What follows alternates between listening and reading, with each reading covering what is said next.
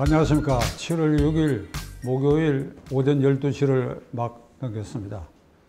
저는 그저께 이 방송을 통해서 이재명 민주당은 IAEA가 이른바 후쿠시마 원전 오염 처리수를 방류하는 그 계획에 대해서 어떤 발표를 하더라도, 예를 들면 안전하다라든지 하는 그런 발표를 하더라도 이건 절대로 받아들이지 않을 것이다.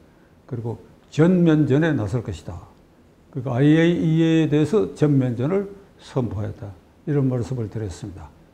그 IAEA 사무총장이 이제 일본 총리를 만나가지고 기자회견을 통해서 이것이 이제 공개가 되는데, 이게 안전하다, 염려할 것 없다, 이런 결론입니다. 그러니까 이 부분에 대해서 말씀드리기 전에 지금 이 국내 상황을 좀 말씀드리겠습니다. 제가 오늘 아침에 조금 전에 노량진 수산시장 주식회사의 CEO에게 지금 그 노량진 수산시장의 그 수산물 매출고가 어느 정도냐, 거기에는 후쿠시마와는 전혀 관계없는 수산물을 파는 곳인데, 그러니까 종전에 예비해서 50% 이하로 이게 매출액이 툭 떨어졌다. 그러니까 도매상도 그렇고 거기에 많은 식당들도 이게 50% 이하로 떨어져서 굉장히 어려운 지경에 처해 있다. 자, 이 부분, 노량진 수산시장의 지금 그 수산물이라고 하는 것은 후쿠시마와 관계없고, 가령 후쿠시마 오염 처리수가 방사능 농도가 높고 이재명 대표의 말대로 방사능 폭탄이라고 가정을 합시다. 그래, 그것을 가령 내일부터 거기에 이 태평양 쪽으로 유출시켰다. 그러면 그것이 한국 해안에, 그리고 한국 이 수산물 생산에 어떤 영향을 주느냐? 당장 영향 주지 않습니다. 오늘 현재로 영향 주지 않습니다. 이것이 해류를 따라서 이게 알래스카 해안으로 가서 캐나다, 미국 해안, 멕시코 해안을 돌아서 남태평양으로 해서 대만 해안을 거쳐서 한국에 오는 데는 4년에서 5년 걸립니다. 그것이 이재명 대표 말대로 방사능 폭탄이라고 하더라도 오는 사이에 5년이 걸립니다. 그러면 우리 근해에서 잡히는 수산물, 이건 적어도 5년까지는 안전한 것입니다. 그런데 지금 후쿠시마 원전하고는 전혀 관계없는 이게 수산물을 파는 이게 노량진 대표적인 어시장의 도매상과 식당이 이 꼴로 전락시켰다. 이거는 명백하게 이재명 대표가 책임져야 할 일입니다. 국민을 필요 이상의 공포 분위기로 몰아넣은, 당장 이게 방사능 물질이 쏟아지는 것처럼 이런 식으로 위협적인 말을 쏟아부었기 때문에 앞으로 그것이 문제가 있다 하더라도 4, 5년이 걸려서 우리에게 영향을 미칠 일을 지금 당장에 수산업자와 이런 수산물 식당 경영자들에게 막심한 피해를 주고 있다. 해류에 대해서 말씀드리겠습니다. 해류. 그러니까 지금 일본 후쿠시마라고 하는 것은 도쿄에서 조금 올라가는 지점인데, 거기에서 이재명 대표의 말대로 방사능 폭탄을 쏟아부었다고 가정을 합시다. 그러면 이 바닷물에 그게 섞여가지고 어떤 방향으로 흐르느냐. 저희들이 어릴 때 연못이나 시냇가에서 종이로 배를 만들어 갖고 띄우는 경우가 있습니다. 그러면 물이 쫄쫄 흐르는 방향을 따라 흐르는 걸 우리는 경험을 하고 있습니다. 해류에는 표층수와 심층수가 있는데, 각각 심층수는 천천히 움직이지만은 표층수는 그거보다는 좀 빨리 흐르는데 방향에 있어요. 예를 들면 후쿠시마 앞바다에 맥주 빈병을 거기에 던지거나 플라스틱으로 된 어떤 용기 비슷한 걸 그 앞바다에 어느 시점에 던진다. 그러면 이게 어떻게 움직이는가가 보여지는 겁니다. 어떻게 움직이느냐. 남쪽으로 해가지고 규슈를 돌아서 한국이 일본하고 이제 제일 가까우니까 이렇게 오는 게 아니고, 그것이 쭉 돌아서 4, 5년에 걸쳐가지고 알래스카 해안으로 미국으로 해가지고 멕시코 해안으로 아까 말씀드린 것처럼 남태평양을 거쳐서 대만 쪽으로 거쳐서 한국에 온다 이겁니다. 그럼 어떻게 아느냐? 그 제가 예를 들었을 따름인데, 우리가 기상 관측할 때 이게 위성에서 찍은 사진이 있지 않습니까? 그래서 뭐 오늘 남부 쪽에는 몇 시부터 어떻게 비가 오고 구름이 끼고 마찬가지로 해양에 대해서도 이 해양 수의 흐름에 대해서 바다 물의 흐름에 대해서 이걸 과학적으로 검증하는 시스템이 있는 것입니다. 제가 후쿠시마 앞바다에 빈병에다가 박찬종 이름 넣고 뭐 이렇게 모형을 하나 만들어가 한번 그러고 싶은 마음이 나요. 이게 한국 해안으로 오는데 얼마나 걸리는가. 그러니까 해류의 흐름도 무시하고 그리고 IAEA가 안전하다고 해서 검증 결과 방류할 오염 처리수라는 게 2011년 태풍으로 쓰나미가 몰려와갖고 후쿠시마 원전이 파괴됐어요. 그 순간적으로 엄청난 방사능 물질이 바다로 유출됐어요. 그게 12년 전입니다. 그게 지금 빙빙 돌아갖고 돌아도 2번 정도 돌아서 오는데 한국 해안에 아무 영향도 없고 한국 주변의 해산물에도 영향이 없다는 건 지금 그대로 판명되고 있는 겁니다. 이번에 방류하겠다는 것은 그때 쓰나미에 떠내려가지 않고 남아있던 오염수, 여러분 뉴스를 보시면 대형 탱크가 후쿠시마 원전 인근에 수십 개가 있어요. 이거를 희석시킨 상태에서 태평양으로 방류하는 것이 적절하냐 안 하냐 이걸 IAEA가 검증한 것입니다. 거기에 그냥 검증한 것이 아니라 알프스 다핵종 검증 걸르는 시스템을 제공해가지고 그래가지고 그것을 IAEA가 세계의 전문기관에도 전부 그 샘플을 주고 한국도 11개국 등이 참가해가지고 그래서 검증한 결과 그런 시스템을 거쳐서 나오는 것은 무해하다. 그것도 30년에 걸쳐서 조금씩 방류하는 것은 전혀 위험도가 없다. 그러니까 이런 결론에 대해서 지금 민주당은 IAEA 보고서가 깡통 백서다. 깡통 보고서다.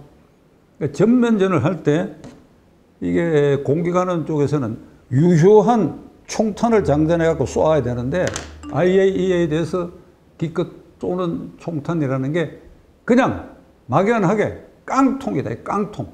그 다음에 두 번째로 핵 폐수를 검증하지 않았다. 핵 폐수가 지금 어디 있나요? 그게 저장소에 있는 거는 11년 전에 그것을 저장해 놓고 그것이 알프스라는 시스템을 통해서 희석된 상태다. 그러니까 핵 폐수라는 게 지금 존재하지 않아요. 핵 폐수는 2011년 쓰나미로 파괴됐을 그 순간에 쏟아졌던 것인데 그거는 이미 희석돼 갖고 아무 문제 없는 게 증명이 됐다. 그러니까 국민들에게 깡통이다. 그러면 핵 폐수를 검증하지 않았다. 그럴듯하게 들릴 수가 있죠. 핵 폐수를 검증하지 않았다. 그 다음에 아주 무서운 말을 했는데 IAEA는 이게 일본의 그 운영 부담금을 많이 내기 때문에 거기에 부담을 지고 있다. 세 번째입니다. 미국이 가장 많고 그 다음에 중국이 15%를 내고 일본이 7.8%. 중국이 절반 수준 내고 있어요. 중국은 IAEA를 원천적으로 이게 막는 나라입니다. 55기의 원전에서 발생돼서 이게 바다로 쏟아지고 있는 그 폐수에 이게 세슘의 농도가 지금 후쿠시마에 저장돼서 희석되어 있는 그 농도의 50배가 넘는다고 하는 그런 보도에도 불구하고 IAEA가 중국 해안에는 가까이 오지도 못하게 막은 나라입니다. 그런데 부담금을 많이 내니까 그게 현혹될 수 있다. 그 다음에 더 무서운 거는 매수했다는 거예요. 매수. IAEA를 일본이 매수했다. 어쩌면 한국도 그게 이렇게 연대해갖고 매수했을지도 모른다. 그리고 한국의 용산은 일본의 총독부고 그리고 윤석열 대통령은 일본의 대변인이고 그 일본하고 뭔가 발을 맞추고 있다. 이 매수설은 말이죠.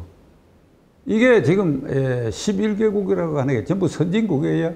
미국, 스위스, 뭐 오스트리아 이런 나라들인데 이런 나라들에서 이 말을 들으면 이 한국은 정치인들이 또 정치 세력 간에 이게 정쟁을 벌릴 때 이 매수설을 많이 퍼뜨리는데 그게 버릇이 돼가지고 아무데나 아무 곳이나 가장 신뢰를 받는 국제기구인 IAEA도 매수당했다. 이렇게 그렇게 쉽게 얘기를 할 수 있는가? 한 데 대한 의혹을 갖기 마련입니다. 우리가 정치권에서 매수당했다, 사꾸라다. 이게 우리 대한민국 전매 특허입니다. 그 민주당이 돈봉투 살포 사건이 그 매수 아니에요. 매수 당장. 그리고 누구로부터 돈 먹었다. 그 다음에 사꾸라 짓을 하면서 돈 먹었다. 중상모략을 안 당해본 사람이 적은 나라가 대한민국이에요. 이러니까 버릇이 돼가지고 아주 무서운 말을 했어. IAEA가 매수됐다. 이거 뒷감당해야 될 것입니다. 그러니까 이런 식으로 이게 깡통이다. 정의용 외교부 장관, 2021년에 문재인 대통령 때 정의용 외교부 장관, 알프스 시스템, 그러니까 다핵종 핵물질을 걸르는 이 시스템, 지금 후쿠시마 원전 저장소에 대해서 이게 시스템이 설치되어 있는 것, 이것은 국제기gun에 합당하니까 믿을 수 있다 그랬고, 그리고 무엇보다도 정의용 장관은 당시에 IAEA가 객관적으로 정해진 준거 절차에 따라서 어떤 결론이 나면 우리 정부도 그것을 존중할 수밖에 없다, 이랬던 겁니다. 제가 그저께 말씀드렸지요. 이게 이재명 대표 시절에 와갖고 막 그냥 눈 딱 감고 무조건 핵폭탄이고, 그러니까 이 핵물질이다 이거지, 핵폭탄. 그러니까 방류되는 게, 방사능 그 자체다라는 겁니다. 시청자 여러분, 지금 민주당의 이재명 대표 등 강경파가 쏟아붓는 이 말의 내용을 보면 이게 이 지구상에 태평양 연안에는 대한민국하고 일본만 있는 것처럼 보여요. 그렇지 않습니까? 그러니까 일본이 거기 부으면 갔다가 이게 태평양에 방류하면 그것이 이유야를 불문하고 한국으로 바로 오고, 그리고 한국이 제일 피해를 입는다. 이런 논리지요.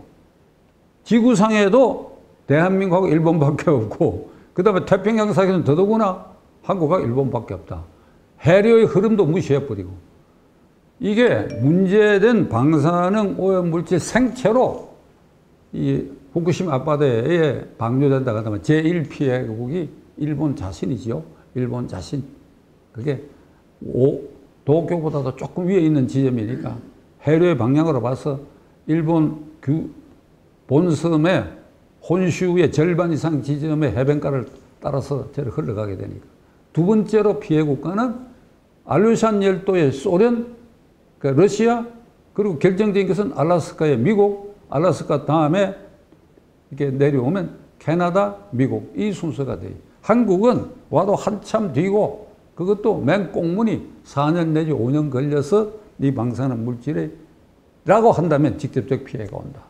그러니까 대한민국은 일본하고 아주 이렇게 이게 붙어 있으니까 일본서 무슨 일이 일어나면 당장 피해가 온다. 아니다. 이건 바닷물의 생리를 모르는 것이다. 해류의 흐름을 모르는 것이다. 그리고 IAEA의 권위를 원천적으로 무시하는 것이다. 국제연대도 무시하는 것이다.